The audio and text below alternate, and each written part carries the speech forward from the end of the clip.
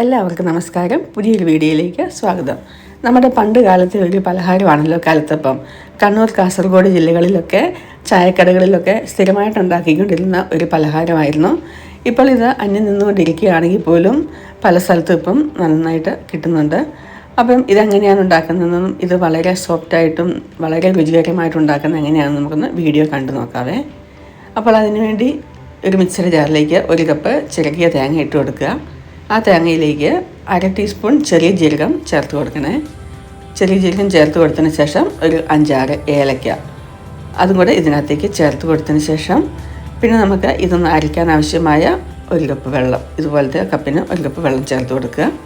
എന്നിട്ട് നല്ല പേസ്റ്റ് രൂപത്തിൽ ഇതൊന്ന് അരച്ചുകൊണ്ട് വരണം.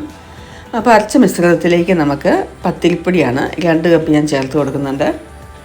പുട്ടുപൊടി എടുക്കരുത്, പത്തിരിയുടെ പൊടി നൈസായിട്ടുള്ള പൊടി തന്നെ എടുക്കണം. അതിനകത്തേക്ക് നമുക്ക് 1.5 കപ്പ് വെള്ളം 2 പ്രാവശ്യമായിട്ട് ഒഴിച്ചു കൊടുക്കണം. ഇതൊന്ന് പൊടി ഒഴിച്ചു കൊടുത്തതിന് ശേഷം നന്നായിട്ടൊന്ന് മിക്സ് ചെയ്യുക. അല്ലെങ്കിൽ നമ്മൾ വേറൊരു പാത്രത്തിലേക്ക് എല്ലാം കൂടെ മിക്സ് ആക്കിയിട്ട് മിക്സിയിലേക്ക് 2 വട്ടമായിട്ടൊന്ന് അരച്ചെടുത്താലും മതിയാവും. അപ്പം 1.5 കപ്പ് വെള്ളം കൂടെ ചേർത്ത് നന്നായിട്ട് ഇതൊന്ന് അരച്ചെടുക്കണം. ഒരു മിനിറ്റ് സമയം ഒന്ന് അരച്ചാൽ മതിയാവും. അരച്ചതിന് ശേഷം വേറൊരു പാത്രത്തിലേക്ക് ഇതൊന്ന് മാറ്റി കൊടുക്കുക.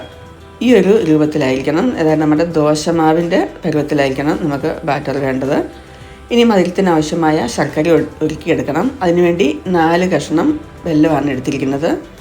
അതിനകത്തേക്ക് ഒരു 3/4 കപ്പ് വെള്ളം കൂടി ഒഴിച്ച് ഇത് നന്നായിട്ടൊന്ന് ഉരുക്കിയെടുക്കുക. ഉരുക്കിയെടുത്ത് അത് നല്ല തിളച്ച ചൂടോടുകൂടി തന്നെ നമ്മൾ നേരത്തെ തയ്യാറാക്കി വെച്ചിരിക്കുന്ന ആ മാവിലേക്ക് ഒഴിച്ചു കൊടുക്കുക.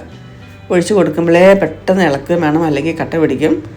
അപ്പോൾ നമുക്ക് ഒഴിക്കുമ്പോൾ ഒരാൾ ഇളക്കാനുണ്ടെങ്കിൽ ഈസി ആയിരിക്കും പെട്ടെന്ന് തന്നെ. അതുകൊണ്ട് ഞാൻ കുറേശ്ശെയായിട്ട് ഒഴിച്ചു കൊടുത്ത് ഇളക്കിക്കൊണ്ടിരിക്കുകയാണ്. നല്ല രീതിയിൽ ഇത് ഇളക്കി മിക്സ് ചെയ്യണം. അപ്പം വെള്ളത്തിൻ്റെ ആ ഒരു പാനിയും കൂടെ ഒഴിക്കുമ്പോഴത്തേനും, ശർക്കര പാനിയും കൂടെ ഒഴിക്കുമ്പോഴത്തേനും കുറേ കൂടെ ലൂസാകും. അതോർത്ത് പേടിക്കേണ്ട, അതിന് കുഴപ്പമില്ല.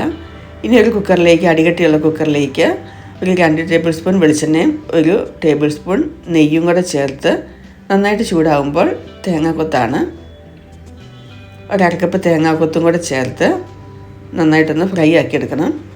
തേങ്ങാക്കൊത്തൊന്ന് ഏകദേശം ഒരു പകുതി ഫ്രൈ ആയി വരുമ്പോഴത്തേനും നമുക്ക് കൊച്ചുള്ളി, അതായത് ചെറിയ ഉള്ളി, അതും ചേർത്ത് കൊടുക്കണം. ചെറിയ ഉള്ളി കുറച്ച് കൂടി നിർത്തണം, കുഴപ്പമില്ല, ടേസ്റ്റ് നല്ലതായിരിക്കും. അപ്പോൾ ഒരു കപ്പൊക്കെ ചേർത്ത് കൊടുക്കാം. ഇവിടെ ഞാൻ ഇത്രയും ചേർത്ത് കൊടുക്കുന്നുണ്ട്, 1/2 കപ്പ്.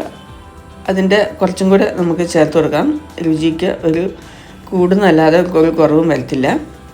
അപ്പോൾ അതും കൂടെ ചേർത്ത് കൊടുത്ത് കുക്കറിലിട്ട് നന്നായിട്ടൊന്ന് ഒരു ഗോൾഡൻ ബ്രൗൺ കളർ ആകുന്നത് വരെ ഫ്രൈ ആക്കി എടുക്കണേ.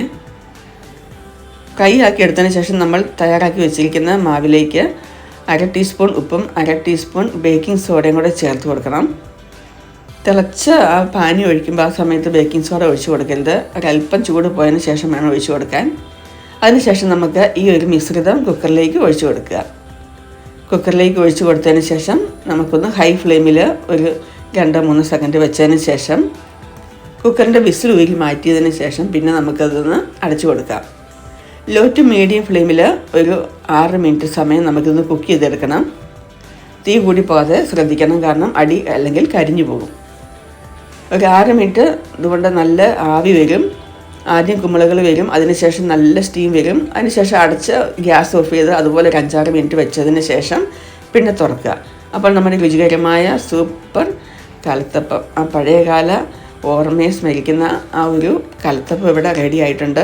അപ്പോൾ നിങ്ങൾക്ക് ഈ വീഡിയോ ഇഷ്ടപ്പെട്ടെങ്കിൽ നിങ്ങൾ തീർച്ചയായിട്ടും ലൈക്ക് ചെയ്യുക, ഷെയർ ചെയ്യുക, സബ്സ്ക്രൈബ് ചെയ്യുക. അപ്പോൾ അടുത്ത വീഡിയോയിൽ കാണാം. Bye bye.